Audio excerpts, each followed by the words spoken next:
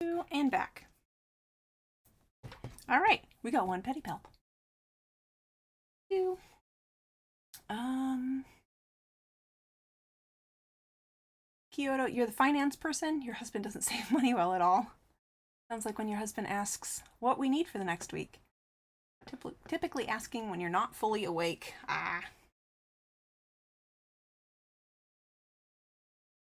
And Kit, you'll be making cups out of polymer clay. Tiny cups for crusty pleasures. Tiny shrink ray cups. Teeny tiny cups. Could even show you one of the exams. You have old ones to practice. It's in German. No, I wouldn't understand much.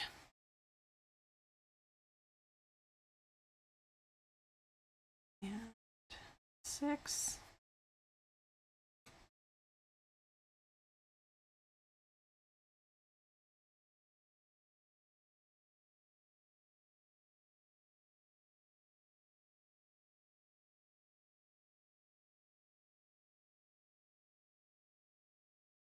Yeah, since my grandma was a first generation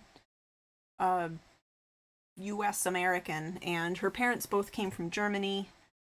I think when her parents moved here, it was like the 1930s, and actually they might have probably early 30s, so maybe right around 1930. And I think when they moved here, they tried to like assimilate as quickly and efficiently as possible. Like my grandma remembers that German wasn't really spoken even at home, even though both of her parents grew up in Germany, and they only emigrated over to the U.S. when I think they were both in their late teens.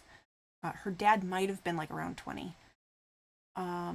Anyway, so yeah, my grandma always wished that she knew German, but my grandma really doesn't know German. My dad did learn German in school, but I think he's forgotten most of it, and I never had the option in school to learn German.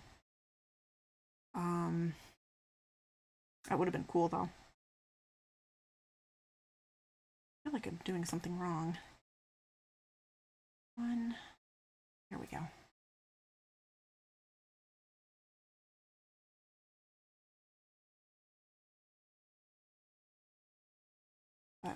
I took 2 years of French in what is our seventh and eighth grade. But like the way they were set up, it was really like it was probably really just like 1 year, even though it spanned 2 years because it was so slow. It was so annoyingly slow. And then after that, I took 3 years of Spanish. I took another year of Spanish in college. Um, and I'd really like to get like a program, like a language learning program or something. I'd like to get better at Spanish again because I'm pretty good with reading, but speaking it or hearing it, I can pick up like every other word, I guess. Reading it is still pretty good.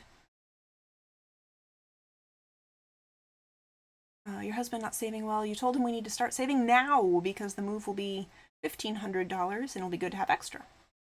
He's losing 136 a week the last few weeks because of the factory not working the last few Mondays.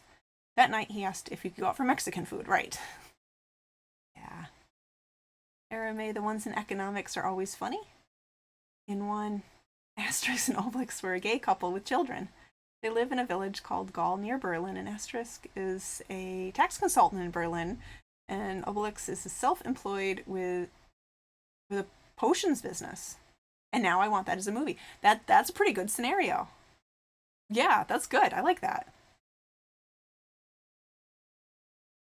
Actually, I was just thinking the other day, my Spanish teacher in school in high school when I was a teenager, she was awesome, and she was very good to me because my friend and I would make up really weird scenarios for there were always exercises in language programs where they would show you like a picture, like a drawing, a cartoon of like for instance like a man at a store buying a hammer or something like that. And so they say, here's a picture of a scenario, and now use your language skills to write a dialogue or, write what is happening in this scene. And my friend and I would always just go completely off the wall. Um, and she put up with us. She was so good. She was so good to us. But yeah, I always liked that. Just to like, I don't want to be like, hello, sir, I want to buy this hammer. This hammer is $5. Here,